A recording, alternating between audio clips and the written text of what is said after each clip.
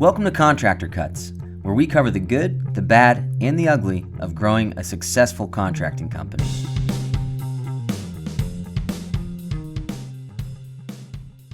Welcome back to Contractor Cuts. My name is Clark Turner. I'm Jared Flo. Thank you for joining us again this week. So today starts a two-part series.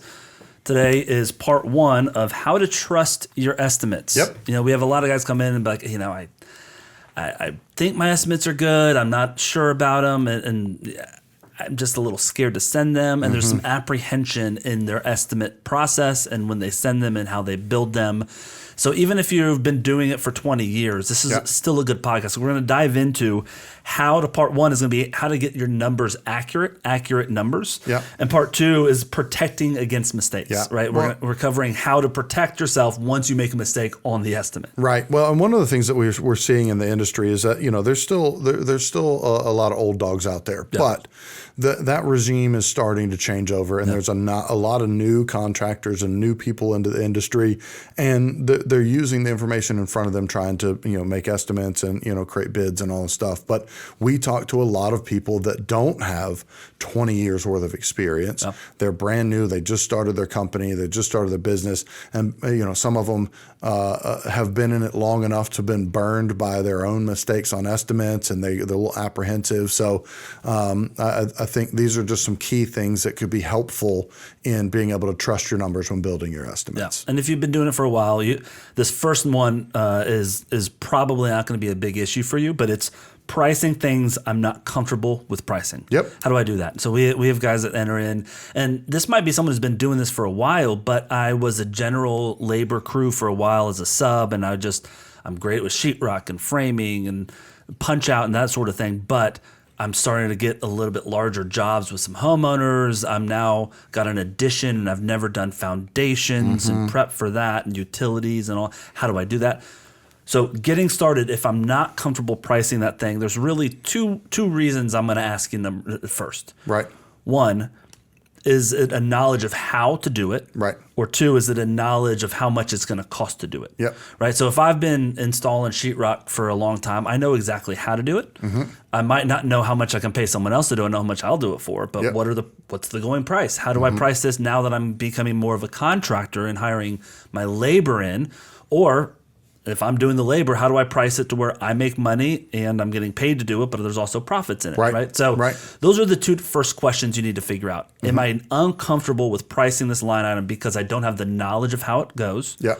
Or I don't know what the pricing is in this industry. Correct. So the first one, knowledge of how to do it. This is one where it's, the example I just used, I'm a general labor and I just landed an addition. I might not know the process of doing foundations and footers and adding new square footage and all that stuff. Yeah. So there's a couple of different ways you can do it. Obviously, YouTube University, that's not what I'm going to depend my company's future on. It's helpful. It's helpful if I'm trying to figure out how to thread something the right way. But when it comes to doing an addition, don't depend on that. Yeah, because a lot of times in that stuff, you're not learning the stuff that you only know from experience. Yeah. Right, the guide, questions to ask, the questions to ask, things to look for, specific ways to install things. Because if you don't install it this way on the other side of the house, it's going to be this problem. Yep. Right. Yep. So if it's something that large that I'm taking on, like an addition when I've never done one before, what I would suggest doing if you don't have the knowledge is getting with a builder or a larger contractor and saying, "Hey, I'm going to pay you some money out of this job. Will you help me kind of guide me through it? Help." And really use some resources and pay them. You're going to make less money on this one specific job, but that's okay because you're learning the education of how to do it, how to get it set up. Now, if I'm I'm a general laborer and now I'm doing a little bit more and I'm trying to also bid out some HVAC work that I've never done before. I don't have a knowledge of how it works. Right. That I'm not going to have to partner with someone. That one I can go to find an HVAC guy and say, listen, I'm new to this. Help me understand this. And yes, it's going to take you more time in the beginning to build that estimate, but I'd rather learn how he builds it, how he looks at it, what he's factoring in for the pricing so I can then start pricing it in the future, as opposed to saying, hey, here's a bid. Can you give me a bid for HVAC? I just need your numbers, and I get their bottom line number, and I mark it up and pass it on. Well, and I've seen a lot of guys in this space where it's just easy to delegate it. Yep. It's just easy to be like, okay, I got this guy who can. He can just handle that amount of work, so I'm just going to send it to him. Yep. Or the HVAC guy, or the roofer, or the flooring, or whoever it is. What you need to remember when you're doing that is that the goal is that you're paying for education. Yeah. You need to lean into the education part. So find a guy that you can trust that you can actually say that to. Like, hey, I'm trying to learn. Yeah. Would you mind handling this? I'm going to pay you to handle it. It's going to run through my company, but I'm also going to lean in. I'd like to learn, some of the ropes of that stuff, learn from your experience and all this stuff. Sometimes that works, sometimes it doesn't. Some guys are like, I'm not willing to do that and whatever. But most of the time you can find somebody. But the goal is in that scenario, your goal is, yes, get the work done, take care of your client, but educate yourself. You're developing the future growth of your business, and that growth is going to come on the knowledge that you gain. Use it as a school. Use it as education. Yep. So the first thing that I'm doing when I'm trying to get accurate numbers is I'm trying to figure out, why am I uncomfortable with pricing this line item? Mm-hmm. If I'm comfortable with it, great. Put the price on, move to the next line. Right. Let's get this estimate built out. If I'm uncomfortable, is it because I don't know how to do the work? Or is it because I could do this if it was myself, but I just don't know how much I can pay someone to get this done? Right. If it's that second one, again, we're approaching crews, we're talking to people, we're talking to other guys that I know that have done it. I'm talking to some of my other crews that are working with me, some other guys trying to figure out. And one thing Jared's always coached on is, even if I'm at a spot where I'm trying to figure out this number, I remember you always saying, all right, I know I could pay this crew $1,000 a day to get all four of them out there to this job site. Yep. I know it takes them 2 days to do this amount of work, so I'm going to price it at $2,000 I'm paying them, and I'm going to do a markup, right? And so kind of backing out the numbers from, I know how long it will take, I know how much it costs me to hire someone per day. Let's do some simple math. Run the math, right? And we're good at figuring out because the price. it's not a knowledge issue. Yeah. You know how to execute the thing. If you did it yourself, you know how to execute it. It take me 8 hours to do this. Right. So you can calculate the numbers. Okay, it would take 8 hours. And when I did that, I would typically try and put a little bit of extra on it. I'm like, okay, I think I can get it done in 2. I'm going to go ahead and give them 3. Yeah. Or whatever. And know your crews. Find out if it's a single guy by himself. That guy might need a couple $100, $300 a day. If it's a main head guy and 2 or 3, labor guys that he brings with him, that guy's going to need $1,000 to $1,500 a day. Just know your guys, and a lot of them, when I was doing this, I'd have the conversation with them. Yeah. So if I'm able to keep you busy 5, 6, 7 days a week, and you made $1,000 a day, or you made $7,000 a week on a regular basis, would you be comfortable with that? Like, that would be great money. Okay, then I'm going to price jobs out that way. And that helped me be able to get to a price that I wasn't, it was really important to me that I was treating my vendors and my subs well, and that I was paying them well. Yep. So I didn't want to undercut them because I made a mistake. So it helped me know, what do they need to make? I know they can do the work. So if I know that number, do the math. Yep. So next, with what you're just saying, when I'm going through pricing that I'm not comfortable with the price, with what you just said, the next question is general labor versus specialty labor. Right. Right. And so when I'm thinking through, I could switch out a water heater in 2.5 hours.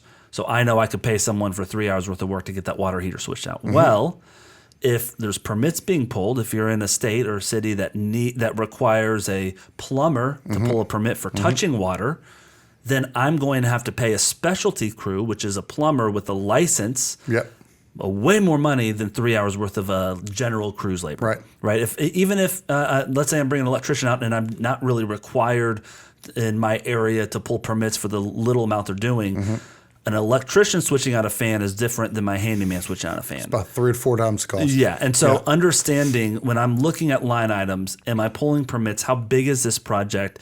Am I doing some punch lists? What's required in my area? All that stuff is you can figure out. You don't have to have an education to learn all of that. Yeah. So understanding and also we talk about this with our homeowners. Like, just so you know, we have 3 fans being switched out and we have a handyman doing it. It's not our electrician. If you want an electrician to do it, We can do that. It's more money, but just so you know, I'm very comfortable with our handyman doing it, blah, blah, blah, blah. I want the homeowner to make that decision, not me, and to say, yeah, that's the price point I want. That's the product I'm buying from you. I'm okay with that. Well, and also, I think in that respect, clarity with your client about that. Yeah. Right. I've priced this out for my guy who is not a licensed electrician to handle this. He 100% can take care of it. Yep. So that's what this number represents. Yep. If you want the licensed guy, we can do that. It's just going to change the price. Yeah. Yeah. And we're offering you the products. You're helping choose what you're buying as a homeowner. That's right. All right. Next, when we're looking at pricing things I'm uncomfortable with, the difference in risk versus time spend on a line item. So this is where we start getting into the profit of something, right? So risk versus time spend is when I need higher profitability on a line item or on something that's happening on the job. A great example of this is roofing, right? So if I am a contractor and I'm putting a roof on my client's job, I'm looking at the two factors. Time-wise, if I'm just using and subbing out to a full vendor that does nothing but roofing, and I'm a contractor using a roofing contractor, that's all they do, I'm going to make less money on it. I need to pay that guy more than I'm paying my crew that I picked up that can also do roofs. And they're just 3 dudes that are good, they can handle a roof, they don't do it normally. I'm going to have to go Home Depot and buy all the materials. We're going to have to order the shingles and get them delivered. I'm going to have to get my own dumpster out there. A lot of legwork. A lot more time spend. And there's a bigger risk because that 3-man crew, they screwed something up. I'm probably paying for it, not claiming it on them. Right. So on that type of crew, same job, a roofing job. If it's a 3 to 4-man crew that know how to do it, they've ran it before, but I'm managing the whole thing. I need a higher profit because there's a higher risk and a lot more time spent. Now, if I'm calling Roofs R Us and that roofing company is my vendor and I'm doing a cost plus with my customer, right? So I'm just taking their price, marking it up 15%. That's plenty of money because it's one phone call, Roof Plus. Can you get out there and do it? I don't know who Roof Plus is. That's not a real company.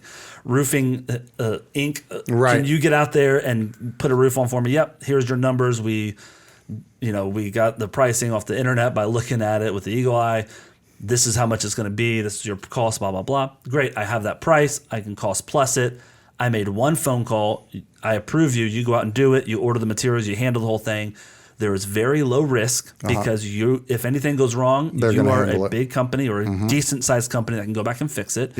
And number 2, time spent. I made a phone call. And then and then all I did was manage invoices and work orders and making sure that you as a client pay me so I can get my crew paid. And also what goes along with that is that the second example that you gave, Roof Plus or Roof R Us or whoever it is, because they're providing all of that service, their service is going to cost more. So you can't charge 20, 30, 40% on that. You'll never land the bid for that. But that's okay because your time your time actually costs money. And if I only have to spend 2 hours max to close out $20,000 worth of invoicing, 15% is fine. 10% is fine. Right? I've made plenty of money on that to cover my time and make profit for the business. One of our branch in Nashville, I was talking with the guy running it, and we were talking about cabinetry. And his cabinet company is so expensive in Nashville. And we were looking at buying RTA cabinets and having our own guy put it together. Right. And so we started looking at it. And so we started evaluating the cost savings on doing it that way versus going through a company that was pretty much providing the same product, but they were building it, installing it, start to finish. We were going to save almost 50%. Almost 50%. So in that spot, we're like, you know what? It makes more sense to take on the risk of building, buying, returning boxes, all that stuff ourselves. And the time spent, we've got a guy that we already know that's a vendor that would put these together very easily. Great. That is worthwhile for us to do it as opposed to subbing out to a company. Now, if I didn't have that guy in place that I knew could do it, if we didn't have the availability to risk some cash and have to have some boxes that can't be sent back that we destroy, then I might go the other direction and just use a sub out the entire thing to a cabinet company and let them handle it, do their own stuff. So there is but at a 50% savings, it's like, no brainer. Exactly. Well, and I'm also now having to, who's doing CADs and drawings of what's happening, who's figuring out what cabinets are going, like all of that stuff has to be figured out. That's a lot on your plate that you don't realize when you're getting started. Right. So the time spent, I need to get paid for that and I need the profit. Versus if I'm subbing out to a cabinet company, I don't need to get paid for all the labor. I just need that little bit of profit. Right. So understanding the differences of risk versus time on a line item and who's doing the work, how it's going to be executed is determining all of my pricing on it. Yep. If I don't have to spend much time, I don't need as much profit. If I'm spending a lot of time, I need a bit more profit because they got to purchase my time and I need that profit on top. Right. And the next spot is more of an overarching, how do I ensure, how do I trust my estimate? Yeah. My estimate as a whole. How do I ensure that I've captured all the line items of everything that needs to get done without forgetting to do something? One of the ways that I've always gone about doing that, one, I use my camera, right? Yeah. As I'm going through a property, I'm taking pictures to help me remember, don't forget that. But then there's the other ancillary things that you can't take a picture of, but you got to remember put in there, like shoe molding or quarter round when you're installing floor, cleaning, dumpster, cleaning, landscaping. all of that's right, all of those things. Permits, I forgot to add permits in there. So one of the things that I've always done and that we do that helps with that is writing your estimates in a chronological order. From top to bottom, the very first line item should be the first executable that happens on the job. The one at the very, very bottom should be, once that's done, I'm walking away and I'm invoicing 100% for this job. And so by doing that, it helps you get a mental picture of the process flow of how the job's going. And all of a sudden you can very easily see, there's a spot I forgot. I need to do a dumpster change out here. I need to add cleaning in here.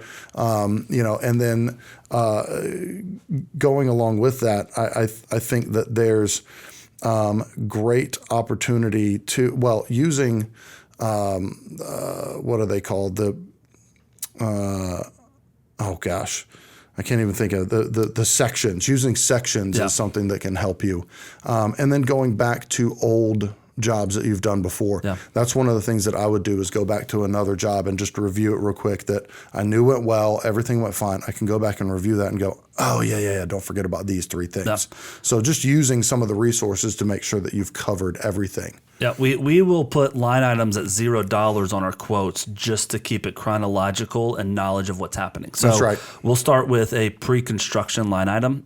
If it's a small job, we might not be charging for that. Most jobs we charge for pre-construction, which includes putting together a Gantt chart, pulling all your selections together, working with architects pre-permits, right? There's a lot of stuff we do in pre-construction. We're going to charge you for it, but I'm having a line item for that.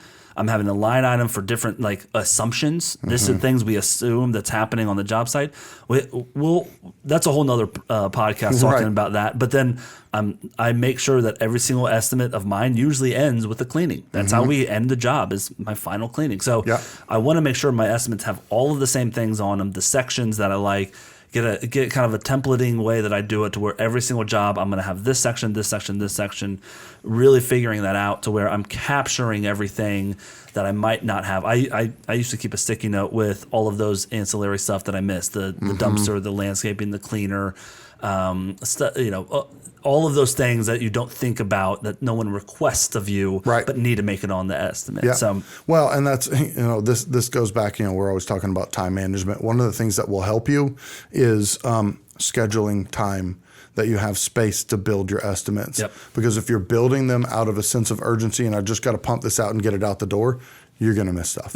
That's just, it's just going to happen. One of the guys we were coaching was like, I said to him, when do you do your estimates? I normally do them on Tuesdays and Wednesdays afternoons. I go out, I schedule my time to go site visit then. Great, that's perfect. Time blocking it, that's great. So you've got an hour on Tuesday to go visit a job that needs a new basement or basement renovation. Great, okay, so you got an hour and a half on your calendar. Now, where on your calendar do you see yourself putting that estimate together?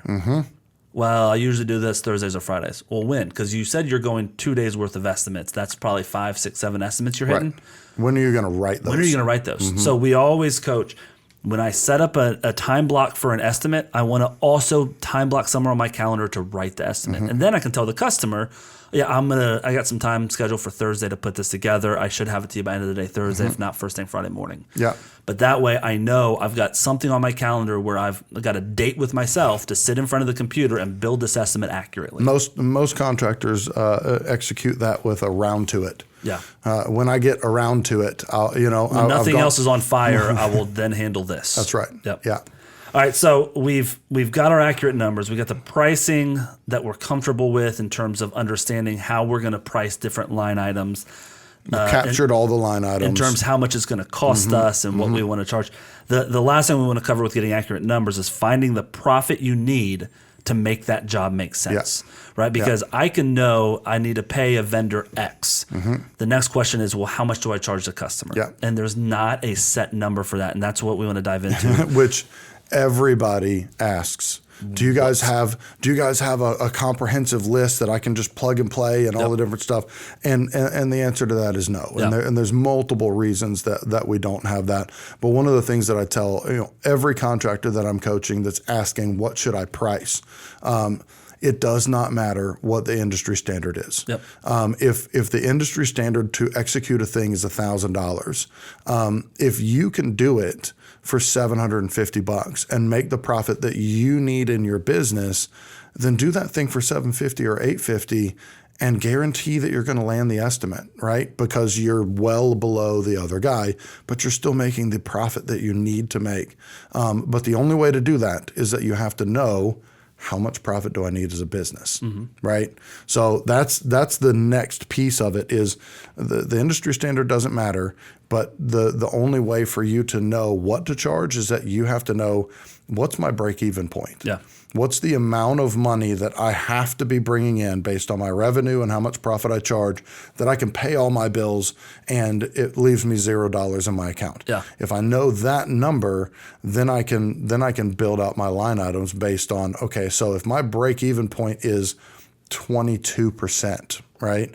If I wrote out every line item at 22% and executed this, all my insurance gets paid, all my contractors get paid, all of the employees get paid, the lights stay on, and we have $0 in the bank account if I do it at 22%. Okay, great. Now I know that number, so let's bump it up from there. What do I need as a company for working capital to grow the business, to be able to make new hires in the future? What's the profit that I'm shooting to make above and beyond what my bottom line profit is, right? Yep. So adding in 5, 10, 15, 20% to whatever your bottom line break even number is. So we it's hard to have a set percentage because sometimes guys put a project manager fee that's part of their cost of goods, but that's paying their salary. Right. Sometimes their salary and their costs and the gas and all that stuff for that job is in the overhead. So you're just using labor and materials of actual cost. Right. So that's a different percentage. So seen multiple variations of all of that. All ways that you can build an estimate. But what you need to cover is I need to have my cost of goods, labor and materials on the job. Yeah. I need to have my overhead, how much it costs to the cost to run the business, not execute the work. Yes, including my employees, including my paycheck, not as an owner, but my paycheck for the labor I'm doing in this company, of managing people and managing gas, jobs. Office, electrical, water, all of that stuff is part of your overhead. Then I want to add in my profit, and then I want to throw a little buffer in there because I know that we're going to drop 4 to 5% over the course of every job on average from, oops, I forgot that. Oops, we had to buy that. Oops, we spent extra on that. Let's just comp that for the customer to keep them happy. So knowing those numbers is the hardest part because once you have those, it's math. Yeah. But the problem is you have to do the work to get to those numbers. That's right. You have to track. You have to use a software in QuickBooks and know what you're spending where and how much it's costing me on this. Look over the last 6 months. There's a lot of work to get to those numbers. Once you have them, it's easy. Yeah. The problem is it's like, well, I know it cost me X, so I mark it up Y, and that's how I get my money. And I hope at the end of the year I've made enough money. Yeah, that's not how you ever get ahead. Right? You got to understand. I need my gross revenue number. Can you tell me that? Yes or no? Can you tell me your overhead number? Yes or no? And can you tell me your net revenue? Yes or no? If you don't know those three numbers, you're not there yet. Yep. So let's figure it out. We want to look at your cost of goods, which is your labor and materials, and then I want to look at your overhead. Those are the two main things. That's what Jared said. At 22% is kind of a 18 to 22. Sometimes people get down to 15, which is the percentage of their overhead out of all of their revenue. How much money I invoiced versus how much I spent on overhead. Right. And so that number is the basis of how much I'm marking up a job profit wise. If it costs me 22% of every dollar that I invoice in revenue going out towards expenses, as soon as my job drops down below 22%, I am paying money to be on that job site. I might have made a little bit of cash, but at the end of the day, you look at your numbers, you're paying money to be there. Right. And this is why the industry standard for contractors' profit is 4%. Yeah. Because when guys look at it, they're like, "Oh, I charge way more than 4%." Sure, you do. Yeah, That's you covering sure do. your overhead. So even if your overhead is at 22%, you're making 26%. Your industry standard right now at 26% profit because it's only 4% at the end of the year. That's profit in your bank. Yep. So we want to look at all that stuff. We just ran through a ton of numbers with you, but that being said, we want to look at each of those individually, and then we can start cranking down on different expenses. Let's look at your overhead. Why is that so low? Why is that so high? What's going on with this?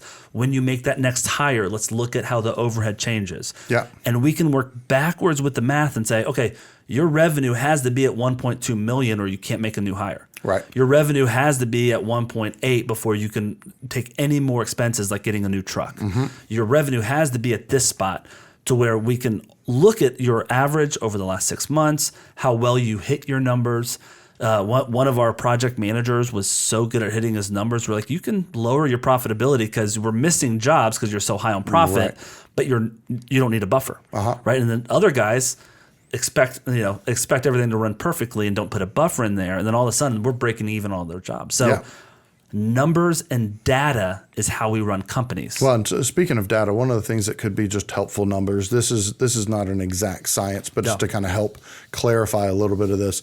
Typically, your labor and materials cost for a job is somewhere between 65 and 75% of 100% of the money. So you charge somebody $1,000, $650 to $750 of that goes to labor and materials, right? Which means that I'm left over with $250, right? Well, if my overhead cost me $200 for all the different stuff, I'm left with $50. Right, so that's the $50 is what that 4%. That example is 5%. Right, is your bottom line profit. I charged $1,000, but after I paid my labor and material, I paid for all the expenses in the company. I have $50 left over, so I've made $50 off of $1,000. That's where when people are like, "Oh, I charge way more than that." Yeah, I charged 25% profit on that $1,000, but at the end of the day, I made 5%. And that's where we start tweaking your numbers and say, let's instead of charging $1,000, if we charge $1,050, you've just doubled your profit from $50 to $100 because your overhead stays the same and your labor and materials stay the same. So I know we're getting in the weeds with the numbers, but it's so just important to help you understand, know it because what Jared's saying is right. Like that profit percentage might be 5% of that $1,000. If we can get $1,050 for this line item, we're doubling our profit. That's right. If we're understanding that changes how you negotiate, changes how you talk about things, changes how you present, because I know exactly where I need to be and I have full control. If you listen to last week's podcast on being burnt out and stressed out, having control and understanding where things are going and coming is how you get out of that burnt out phase. It's how we move beyond being burnt out and knowing and owning our calendar and what's happening in terms of internally in our company. Yeah. So when it comes to, I know we dialed in a lot on, math and all of that stuff, but when it comes to building estimates, being able to trust your numbers are accurate, trust that your estimates are accurate. And at the end of the day, a lot of people, I think, they write all the stuff down, they do the things that they think they've got everything done, but there's a little hesitancy, of actually sending that to the client because it feels like crap. If I miss something, I'm locked in. But knowing and understanding these numbers can help you be able to to do the math, which at the end of the day, that's all it is. That's just math. And if you can build in our software, it makes it super simple. If I know that my overhead cost is 20%, and I want to make 15% profit above that, right? Then I need to charge 35% profit on every line item. So all I have to do is put a line item in there. What's my cost that I got to pay somebody to do it? Yep. How much is my materials? I can go to Home Depot. I can go to 84 Lumber. I can come up with those numbers. And then I just type in 35 and hit enter. Yep. And it spits out exactly what I need to charge the client to make sure that I'm making the percentage that I need. Then build out all your line items. And at the bottom, it's going to total it all up, and it's going to tell you, okay, based on the way you build every one of these line items, if you hit those numbers accurately, you're going to make 35%. Yep. Right. So that's why we dialed in on the numbers, because it's important, when it feels like, oh, I really can only charge 25%. Well, you can only charge 25%, then you're not going to survive. Yeah. You've got to be able to know your numbers. Unless your overhead is 11%. Agreed. Right. And so Agreed. let's know that number, and maybe 25 is where you need to be at because you don't have the overhead you want. Yeah. And by doing that, again, the example that I gave early on, if industry standard's $1,000, but based on my overhead, I can do that same line item for $750. Put $750, I'm making the profit I need, and I'm guaranteed almost that I'm going to land that. Because if I'm apples to apples, $1,000, and some guy else comes in at $1,000, the client's decision on whether they go with me or the other person is only based on trust and reputation. Yep. Did they like me or not like me?